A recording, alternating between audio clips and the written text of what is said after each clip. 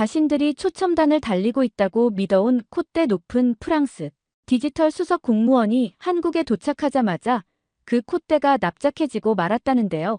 무슨 일이 있었는지 지금부터 알아보겠습니다. 저는 샬롯 브린, 유럽연합 디지털 전환위원회 수석 자문관이죠.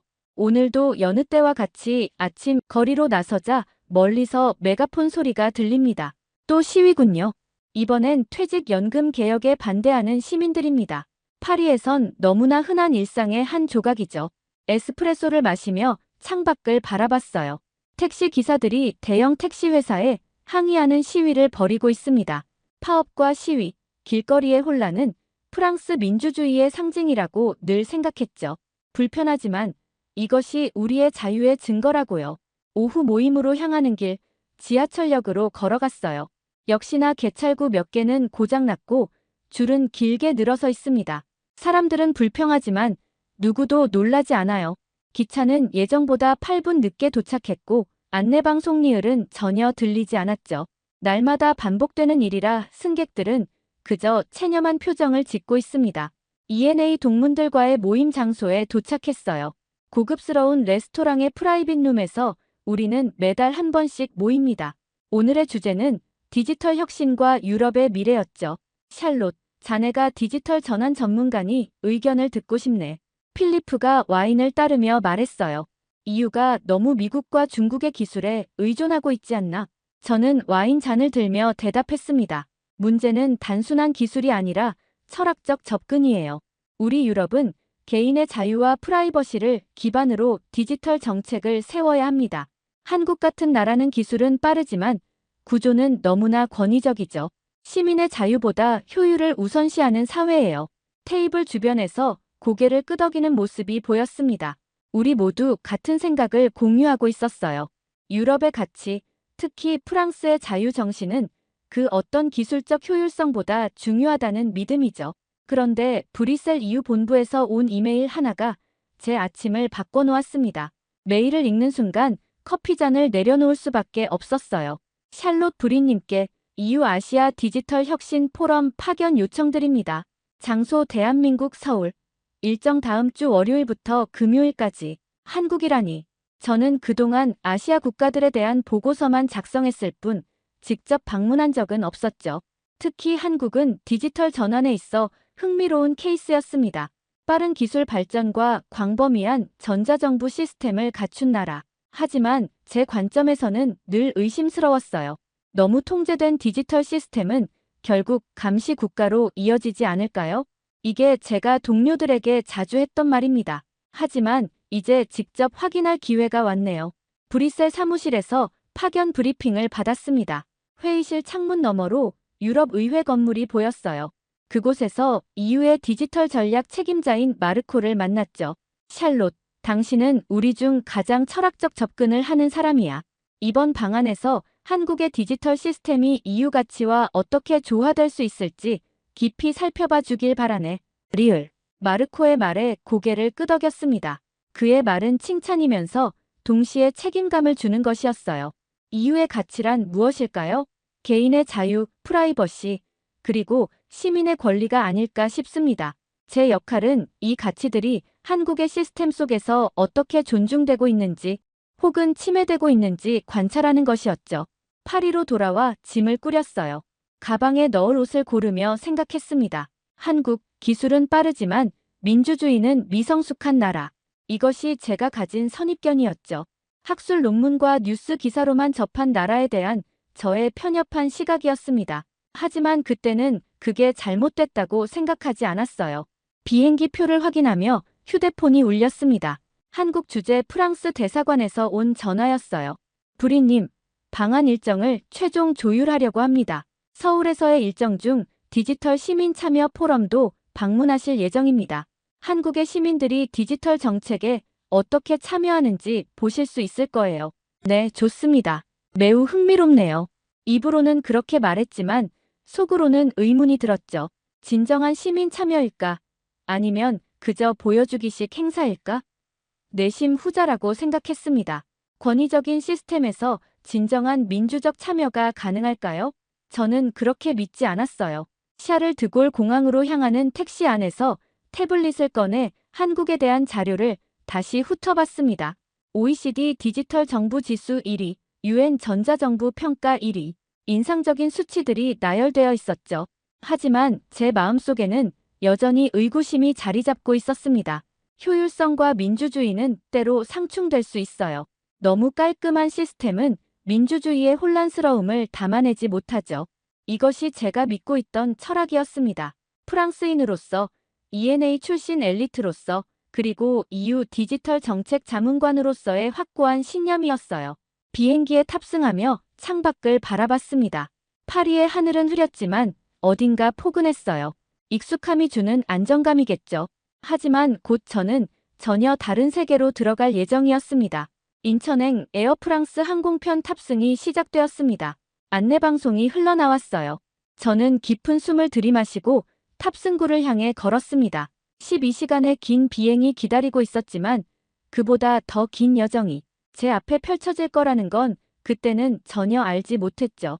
비행기 좌석에 앉아 노트북을 펼쳤습니다. 한국에 대한 제 생각과 질문들을 정리하기 시작했어요. 한국의 디지털 시스템은 어떻게 시민의 자유와 균형을 이루고 있는가? 효율성을 위해 프라이버시가 희생되고 있지는 않은가? 시민들은 정말로 디지털 시스템을 신뢰하는가? 아니면 그저 따를 수밖에 없는 것인가? 이런 질문들이 제 머릿속을 맴돌았습니다. 비행기가 이륙하며 파리의 풍경이 점점 작아지는 것을 지켜봤어요. 자유의 도시에서 효율의 도시로. 이것이 제가 예상한 여정이었죠. 하지만 실제로는 훨씬 더 복잡한 여정이 될 것이라는 걸 그때는 알지 못했습니다. 비행 중 창밖으로 구름 위의 풍경을 바라보며 생각했어요. 한국은 정말 어떤 나라일까?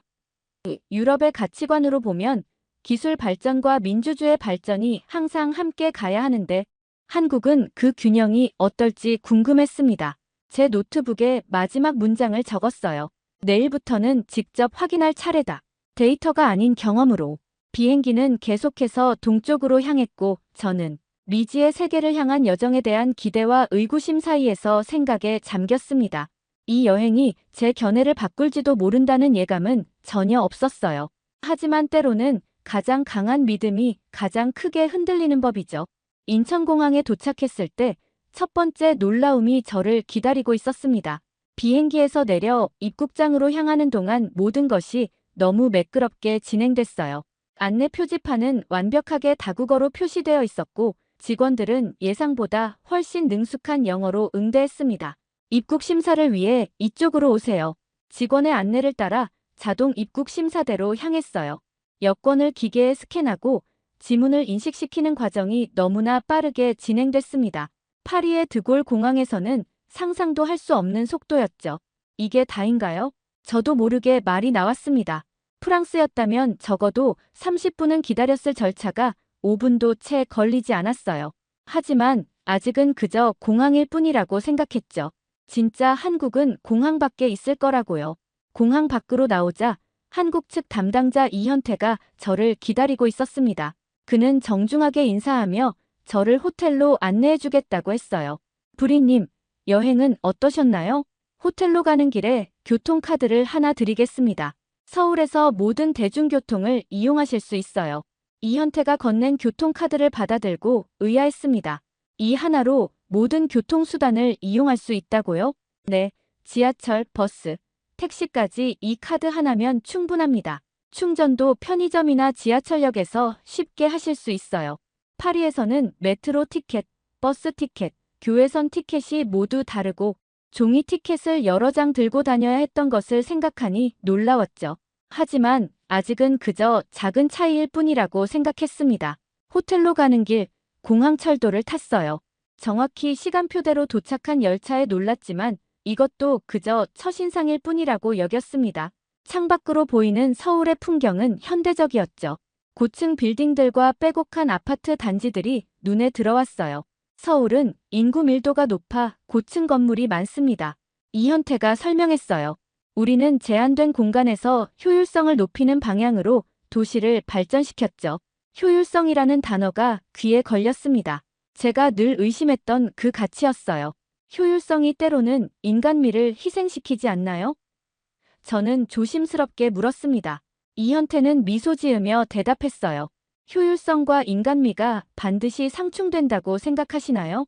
우리는 효율적인 시스템이 오히려 사람들에게 더 많은 자유 시간을 준다고 생각합니다. 저는 대답하지 않았지만 그의 말이 머릿속에 남았어요.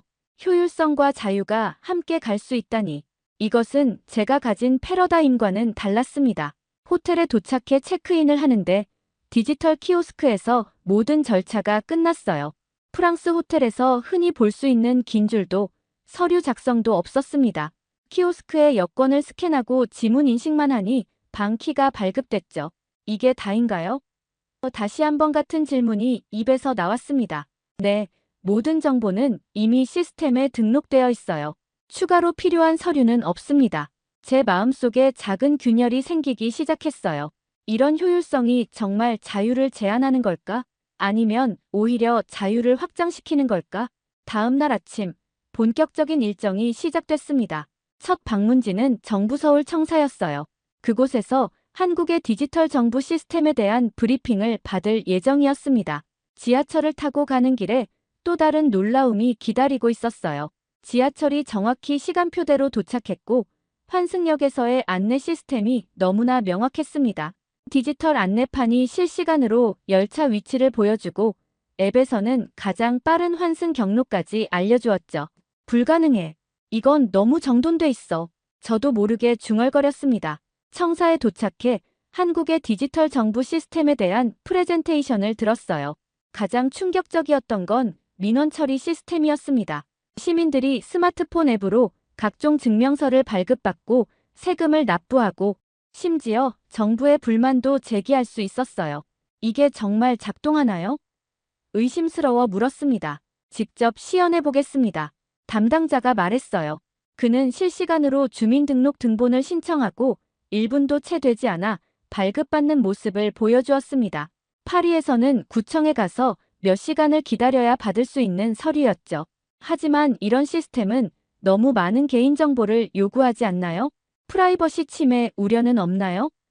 제가 물었습니다. 물론 그런 우려가 있을 수 있어요. 하지만 우리는 법적, 기술적 안전장치를 마련해 두었습니다. 시민들이 자신의 정보가 어디에 사용되는지 추적할 수 있고 정보 제공 동의도 세부적으로 관리할 수 있죠. 오후에는 직접 거리로 나가 시민들의 일상 속 디지털 사용을 관찰했어요.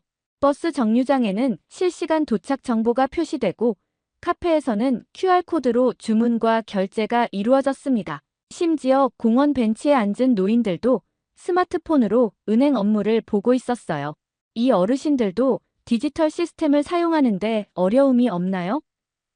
이현태에게 물었습니다. 물론 처음에는 어려워하셨죠. 하지만 정부와 기업들이 노인 디지털 교육을 꾸준히 진행했어요. 또한 시스템 자체가 직관적으로 설계되어 있어 배우기 쉽습니다. 하루가 끝나갈 무렵 저는 호텔로 돌아오며 생각에 잠겼어요. 제가 가진 한국에 대한 선입견이 서서히 무너지는 것을 느꼈습니다. 권위적이라고 생각했던 시스템이 실은 시민들에게 더 많은 자유와 편의를 제공하고 있었어요. 호텔방에 도착해 노트북을 펼쳤습니다. 오늘의 경험을 정리하려 했지만 제 생각은 혼란스러웠어요. 결국 이렇게 적었죠. 프랑스가 말하는 자유는 때로는 불편함을 감수하는 것인데 한국의 자유는 편리함을 통해 얻어지는 것 같다. 이런 차이가 과연 무엇을 의미하는가? 창밖으로 서울의 밤 풍경을 바라보며 생각했습니다. 제 마음속 균열은 점점 더 커져가고 있었어요. 서울에서의 둘째 날, 저녁에는 프랑스 대사관에서 마련한 만찬이 있었습니다. 대사관 건물은 마치 파리의 작은 섬처럼 느껴졌어요. 익숙한 프랑스식 인테리어, 와인, 그리고 프랑스어를 쓰는 사람들. 하루 종일 한국의 디지털 시스템에 압도되었던 저에게는 마치 고향으로 돌아온 듯한 안도감을 주었죠. 샬롯, 한국에서의 첫인상은 어떤가? 프랑스 대사가 와인을 따르며 물었습니다. 순간 제 안에서 두 가지 목소리가 충돌했어요. 하나는 오늘 경험한 놀라움을 솔직히 인정하는 목소리, 다른 하나는 제 오랜 신념을 지키려는 목소리였죠. 결국 후자가 이겼습니다. 인상적이긴 하지만 전 이렇게까지 통제된 사회는 위험하다고 봐요. 제가 대답했어요. 모든 것이 너무 완벽하게 정돈되어 있어서 오히려 불안합니다. 우리 프랑스의 혼돈스러움에는 적어도 인간미가 있잖아요. 테이블 주변의 프랑스 외교관들이 고개를 끄덕였습니다. 그들도 제 의견에 동의하는 듯 했어요. 그러나 그 자리에 함께한 한국 측 담당자 이현태의 표정이 미묘하게 변하는 것을 느꼈습니다. 부리님, 흥미로운 관점이네요. 이현태가 조용히 말했어요. 그런데 제가 궁금한 게 있습니다. 누가 통제하고 있죠? 시스템이 신뢰를 대신하고 있을 뿐입니다. 그의 질문은 날카로웠습니다. 제 주장의 핵심을 정확히 찌르고 있었어요. 통제라는 단어를 사용했지만 실제로 누가 통제하고 있는지는 생각해보지 않았죠. 그건 정부겠죠. 모든 데이터는 결국 누군가의 손에 들어가니까요. 약간 불확실한 어조로 대답했습니다. 이현태는 미소를 지었어요. 우리 시스템의 핵심은 사실 설계된 신뢰입니다. 정부가 시민들을 통제하는 게 아니라 시민들이 서로를 신뢰할 수 있는 구조를 설계한 거죠. 그래서 파업이 없어도 버스가 제 시간에 도착하고 긴 서류 절차 없이도 민원이 처리됩니다. 그의 말에 반박하고 싶었지만 말문이 막혔어요. 오늘 제가 본 것들은 확실히 통제라기보다는 일종의 조화로움에 가까웠죠. 하지만 여전히 제 속에는 저항감이 있었습니다. 하지만 그런 효율성을 위해 포기해야 하는 것도 있지 않나요? 예를 들어 개인의 프라이버시나 자율성 같은 것들이요. 흥미로운 질문입니다. 이현태가 차분하게 대답했어요. 유럽에서는 종종 효율성과 자유를 대립항으로 봅니다. 하지만 우리는 효율적인 시스템이 오히려 더 많은 자유를 가져온다고 생각해요. 3시간씩 구청에서 기다리지 않아도 된다면 그 시간에 다른 자유로운 활동을 할 수 있으니까요. 대화가 깊어지자 다른 사람들도 관심을 보였습니다. 프랑스 대사가 끼어들었어요. 하지만 한국 시민들은 정말로 이런 시스템을 신뢰하나요? 개인정보 유출이나 감시에 대한 우려는 없나요? 이현태는 정직하게 대답했습니다. 물론 우려가 없다고는 할 수 없습니다. 우리도 여러 시행착오를 겪었어요. 하지만 중요한 건 문제가 생길 때마다 시민들의 목소리를 듣고 시스템을 개선해왔다는 점이죠. 이건 정부 주도가 아니라 시민과 정부의 협력으로 만들어진 시스템입니다. 그의 말을 들으며 내심 당혹스러웠어요. 제가 가진 한국에 대한 이미지가 흔들리고 있었거든요. 하지만 아직 제 자존심이 완전히 그것을 인정하게 두지는 않았습니다. 그래도 프랑스의 방식에는 그만한 가치가 있어요. 약간 방어적인 태도로 말했죠. 우리는 오랜 민주주의 전통을 가지고 있고 시민의 자유를 무엇보다 중요시합니다.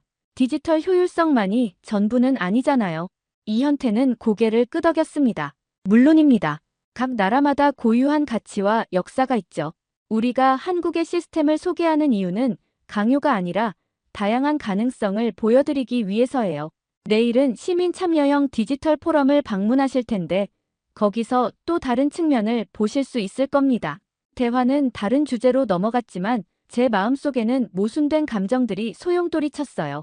한편으로는 한국의 시스템에 감탄하면서도 다른 한편으로는 제가 오랫동안 믿어온 가치관을 쉽게 포기할 수 없었죠.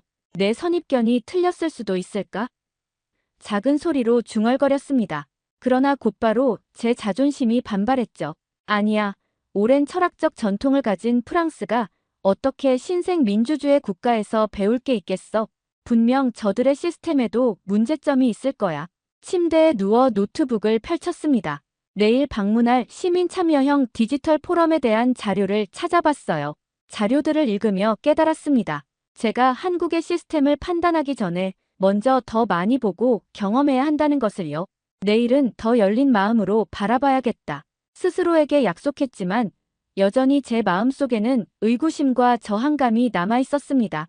프랑스인으로서 EU 자문관으로서의 제 정체성이 쉽게 흔들릴 수는 없었어요. 하지만 적어도 다음 날의 경험을 통해 더 넓은 시각을 가질 수 있기를 바랐습니다. 창밖으로 보이는 서울의 밤하늘을 바라보며 생각했어요. 유럽과 아시아, 혼돈과 질서, 전통과 혁신.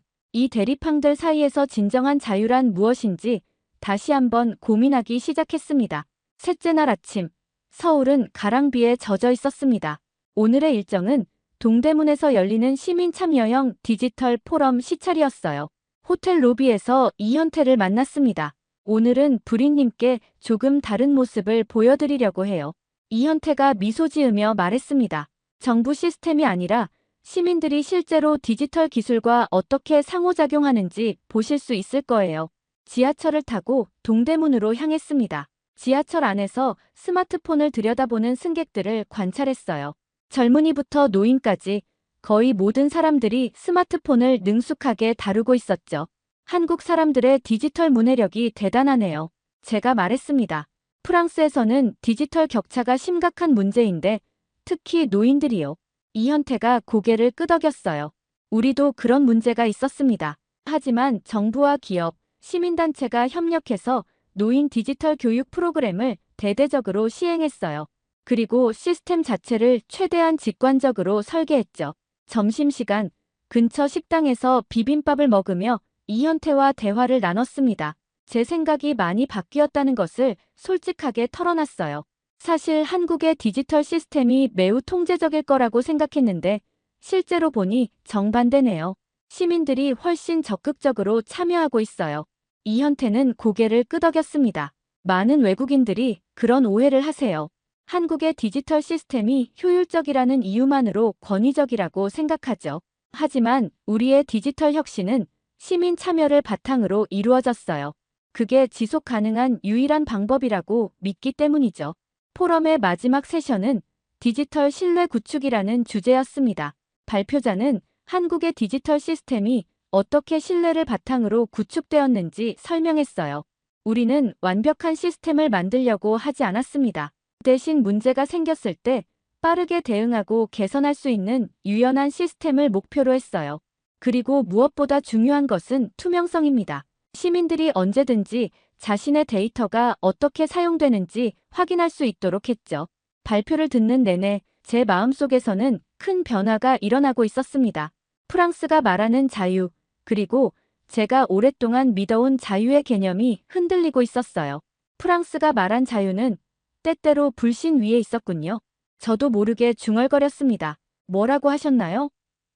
이현태가 물었어요. 아니, 그냥 생각해보니 우리가 말하는 자유가 때로는 불신을 기반으로 하고 있다는 생각이 들어서요. 정부를 신뢰하지 않으니 감시받지 않을 자유를 중요시하고 시스템을 신뢰하지 않으니 효율보다는 개인의 자율성을 강조하는 거죠. 이현태는 생각에 잠긴 표정으로 고개를 끄덕였습니다. 흥미로운 관점이네요. 신뢰와 자유의 관계에 대해서는 저도 많이 생각해봤어요. 완전한 신뢰 없이는 진정한 자유도 없다고 생각합니다. 서로 믿지 않으면 계속 감시하고 통제해야 하니까요. 그의 말이 제 마음 깊숙한 곳을 건드렸어요. 그동안 저는 통제와 자유를 대립항으로 생각해왔습니다. 하지만 오늘 본 한국의 모습은 달랐어요. 효율적인 시스템이 시민들에게 더 많은 자유 시간을 주고 투명한 참여 채널이 더 많은 민주적 자유를 가져오는 모습이었죠.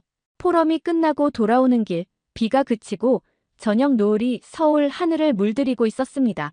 지하철역으로 향하며 주변을 둘러봤어요. 사람들은 각자의 삶에 바쁜 것 같았지만 어딘가 조화롭게 움직이고 있었습니다.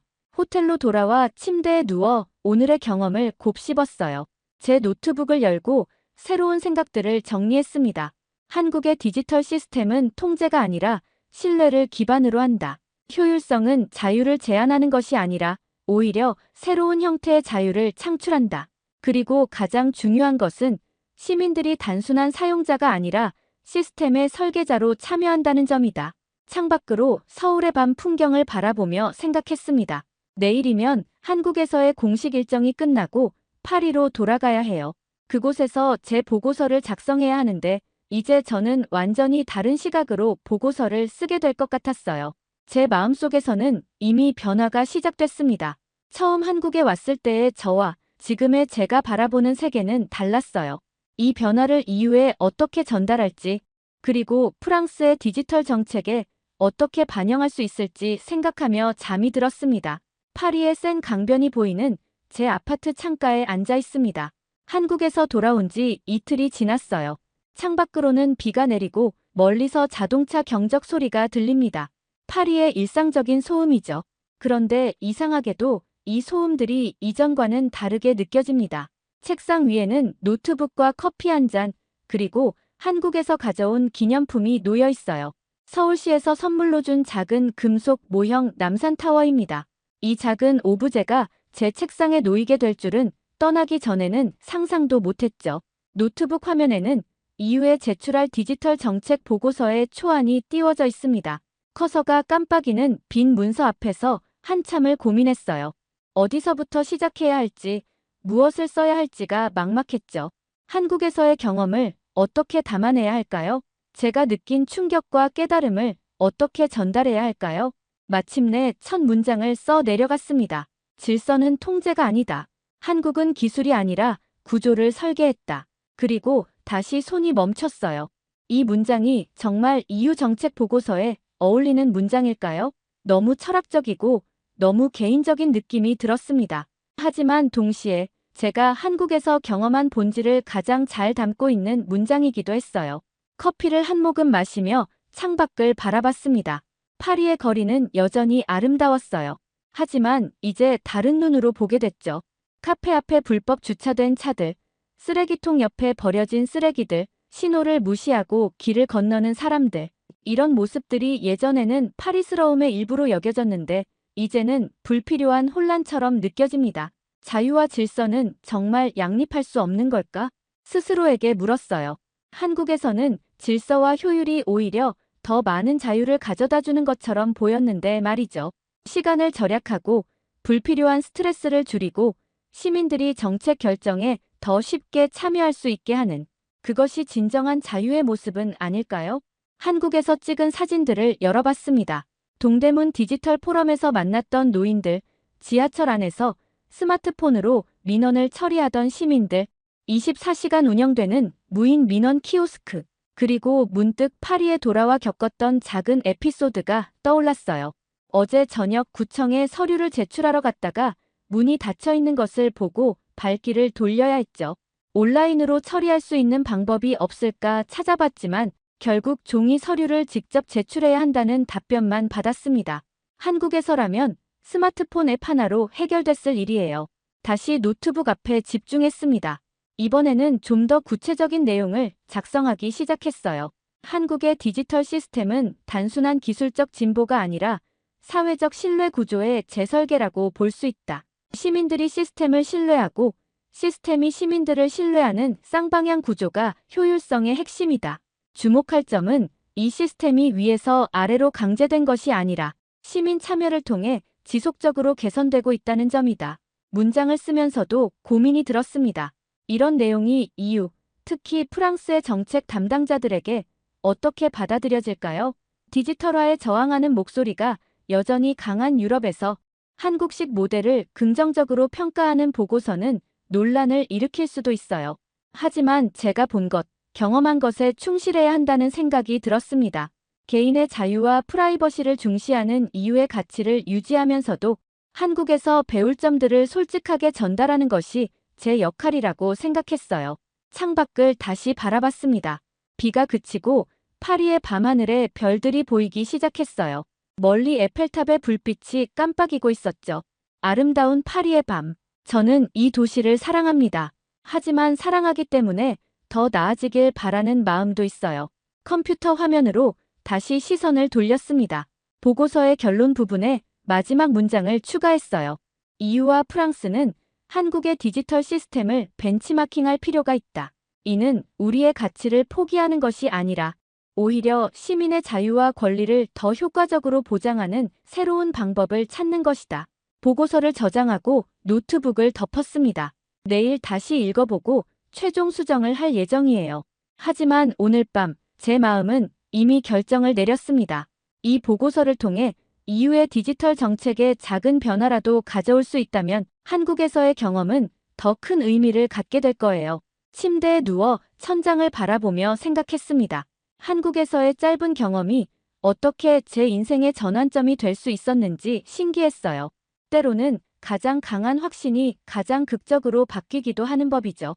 창밖으로 파리의 밤이 깊어가는 동안 제 마음속에는 새로운 비전이 자라나고 있었습니다. 자유와 질서, 개인과 공동체, 프라이버시와 편의성 사이에 더 나은 균형을 찾는 비전이었어요. 그리고 그 비전의 씨앗은 아이러니하게도 제가 가장 의심했던 곳에서 찾게 되었답니다. 브뤼셀의 EU 본부 회의실은 긴장감으로 가득 차 있었습니다. 디지털 전환 정책 결정자들과 각국 대표들이 원형 테이블에 둘러앉아 있었어요. 창문 너머로는 브뤼셀의 회색빛 하늘이 보였죠. 저는 깊은 숨을 들이마시고 발표를 준비했습니다. 샬롯 브린의 한국 디지털 혁신 시찰 보고서 발표를 시작하겠습니다. 의장의 소개에 자리에서 일어났어요. 노트북을 열고 준비한 프레젠테이션 자료를 화면에 띄웠습니다. 첫 슬라이드에는 큰 글씨로 적힌 문장이 있었죠. 질서는 통제가 아니다. 한국 디지털 혁신의 교훈. 몇몇 참석자들의 표정이 미묘하게 변하는 것을 느꼈습니다. 특히 프랑스와 독일 대표들의 눈빛에서 의구심이 읽혔어요. 이미 제 보고서의 대략적인 내용이 사전에 공유되었고 그들이 이에 반감을 가지고 있다는 것을 알고 있었죠. 하지만 이제 물러설 수는 없었습니다. 2주 전, 저는 한국의 디지털 시스템에 대해 상당한 편견을 가지고 서울에 도착했습니다. 모든 것이 통제되고 시민의 자유가 제한된 디지털 감시 사회를 예상했죠. 하지만 실제로 경험한 것은 완전히 달랐어요. 화면에 제가 한국에서 찍은 사진들을 띄웠습니다. 지하철에서 스마트폰으로 민원을 처리하는 시민들, 디지털 포럼에 참석한 노인들, 장애인을 위한 앱을 시연하는 모습들이 차례로 나타났어요. 한국의 디지털 시스템은 감시나 통제가 아니라 효율성과 신뢰를 바탕으로 설계되었습니다. 이 시스템의 가장 큰 특징은 기술 그 자체가 아니라 시민들이 어떻게 그 기술과 상호작용하는지에 있어요. 발표를 이어가며 한국에서 경험한 디지털 서비스의 편의성, 시민 참여 구조, 그리고 무엇보다 신뢰를 기반으로 한 사회적 합의에 대해 설명했습니다. 참석자들의 반응은 엇갈렸어요.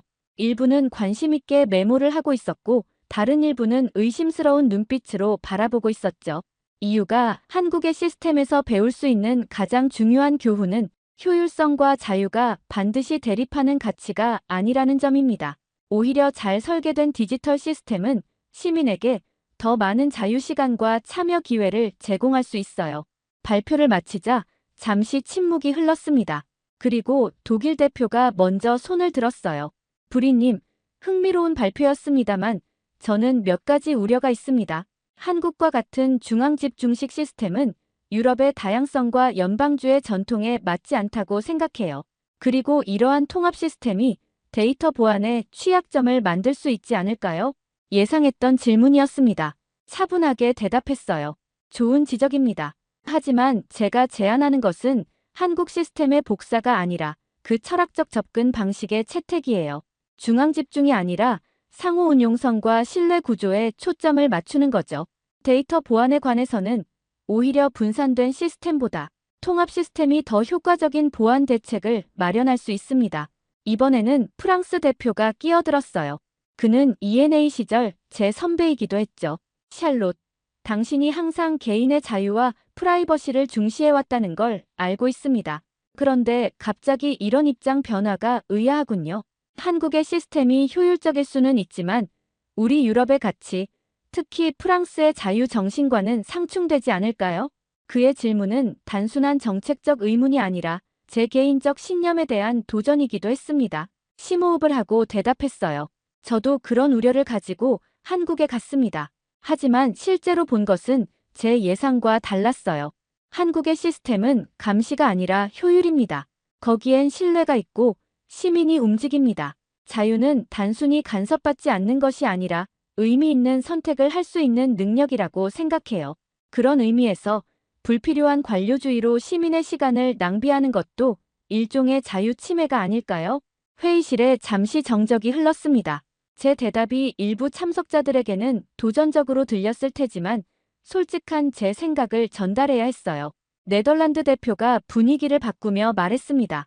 저는 브린님의 관점이 신선하다고 생각합니다. 우리가 지금까지 디지털화를 단순히 기존 시스템을 온라인으로 옮기는 것으로만 생각했다면 이제는 더 근본적인 재설계를 고려해야 할 때인지도 모르겠네요. 의장이 끄덕이며 말했어요. 좋은 논점들이 오갔습니다. 이 보고서는 우리가 향후 EU 디지털 전략을 수립하는데 중요한 참고자료가 될 것 같네요. 하지만 각국의 상황과 문화적 차이를 고려한 접근이 필요하다는 점도 잊지 말아야겠죠. 공식 회의는 그렇게 마무리되었지만 휴식 시간에 여러 대표들이 개인적으로 다가와 더 자세한 이야기를 나눴습니다. 놀랍게도 많은 이들이 사적으로는 제 견해에 관심을 보였어요. 사실 우리도 행정 시스템의 비효율성에 문제의식을 가지고 있었어요. 당신의 경험이 구체적인 대안을 생각할 계기가 될 것 같습니다. 핀란드 대표의 말이었죠. 북유럽 국가들은 상대적으로 디지털화에 적극적이었기에 제 보고서에 더 열린 태도를 보였어요. 그러나 회의가 끝나고 복도에서 프랑스 대표가 사적으로 저를 붙잡았습니다. 샬롯, 당신의 열정은 이해하지만 이런 접근이 프랑스 정부 내에서 어떻게 받아들여질지 생각해봤나요? 우리는 오랜 행정 전통과 문화적 특성이 있어요. 한국식 모델을 도입하려면 엄청난 저항에 부딪힐 겁니다. 그의 우려를 이해했지만 제 신념은 확고했어요. 알고 있습니다. 하지만 변화는 언제나 저항을 동반하죠. 프랑스가 디지털 혁신에서 뒤처진다면 그것이 과연 우리 시민들에게 도움이 될까요? 저는 우리의 가치를 지키면서도 더 효율적인 시스템을 구축할 수 있다고 믿습니다. 브뤼셀에서의 하루가 저물어갔습니다. 호텔로 돌아가는 길에 오늘의 회의를 되돌아봤어요. 예상대로 많은 저항과 의문이 있었지만 적어도 논의의 씨앗은 심었다고 생각했습니다. 변화는 하루아침에 일어나지 않아요. 특히 수세기 동안 쌓아온 관료주의 전통이 있는 유럽에서는 더욱 그렇죠. 호텔방에 도착해 창밖을 바라봤습니다. 브뤼셀의 밤거리는 여전히 아름다웠어요. 그러나 이제 저는 이 아름다움 속에 숨겨진 비효율과 불편함도 볼 수 있게 되었습니다. 한국에서의 경험이 제 눈을 바꿔놓은 거죠. 노트북을 열고 오늘의 회의 내용과 반응들을 정리했어요. 이제 이 보고서를 바탕으로 더 구체적인 정책 제안을 준비해야 했습니다. 쉽지 않은 싸움이 될 테지만 저는 준비가 되어 있었어요. 변화는 언제나 내부로부터 시작된다. 스스로에게 다짐하며 노트북에 마지막 문장을 적었습니다. 유럽과 한국은 서로 다른 역사와 문화를 가지고 있지만 궁극적으로 추구하는 가치는 같다. 시민의 행복과 자유. 그 목표를 향한 여정에서 우리는 서로에게 배울 점이 많다. 브뤼셀에서의 회의 이후 한 달이 지났습니다. 파리의 아침은 여전히 같은 리듬으로 흘러가고 있어요. 하지만 저는 달라졌습니다. 세상을 바라보는 제 시선이 변했죠. 오늘도 여느 때와 같이 출근길에 카페에 들렀습니다. 에스프레소 한 잔을 주문하고 창가 자리에 앉았어요. 창밖으로는 센 강변을 따라 사람들이 분주하게 오가고 있었습니다. 파리의 일상적인 풍경이죠. 노트북을 열고 이메일을 확인했어요. 한국 디지털 정부 관계자 이현태가 보낸 메일이 있었습니다. 그는 제 보고서가 EU 내부에서 상당한 논의를 불러일으켰다는 소식을 전해주었어요. 한국에서도 이 소식을 알게 되어 기쁘다고 했죠.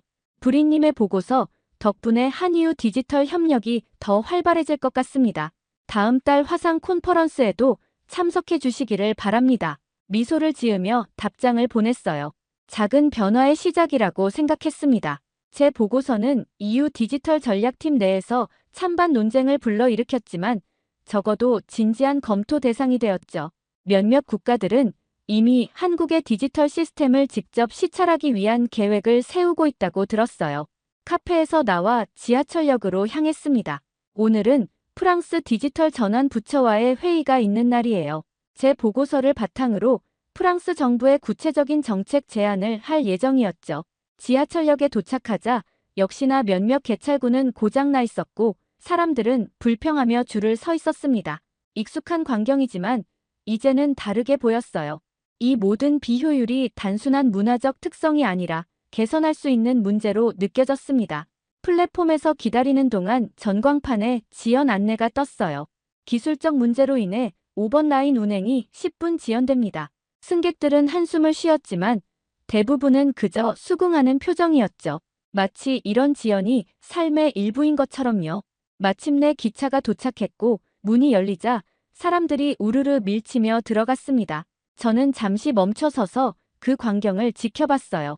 그리고 문득 깨달았습니다. 질서가 없으니 자유도 무너진다. 작은 소리로 중얼거렸어요. 이것이 제가 한국에서 배운 가장 중요한 교훈이었습니다.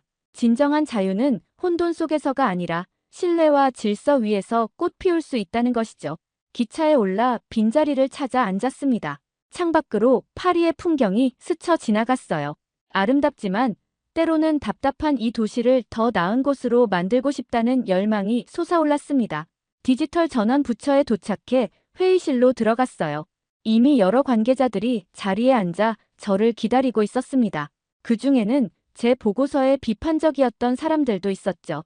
샬롯 브린입니다. 오늘 제가 제안할 내용은 한국의 시스템을 그대로 도입하자는 것이 아닙니다.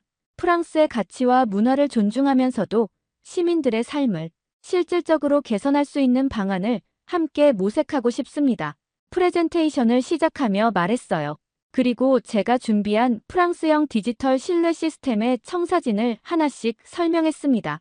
여전히 의구심 어린 시선들이 있었지만 적어도 그들은 경청하고 있었어요. 회의가 끝나고 건물을 나오는데 부처의 젊은 직원 하나가 저를 따라왔습니다. 브리님, 저는 당신의 보고서에 큰 감명을 받았어요. 우리 시스템이 변해야 한다는 점에 전적으로 동의합니다. 비록 지금은 저항이 크지만 조금씩 변화할 거라고 믿어요. 그의 말에 용기를 얻었습니다. 변화는 언제나 소수의 믿음으로부터 시작되니까요. 비록 지금은 작은 목소리일지라도 언젠가는 더 크게 울려 퍼질 것이라 믿었어요. 저녁이 되어 센 강변을 따라 산책하기로 했습니다. 강변에는 여전히 관광객들과 파리지앵들이 어우러져 있었어요.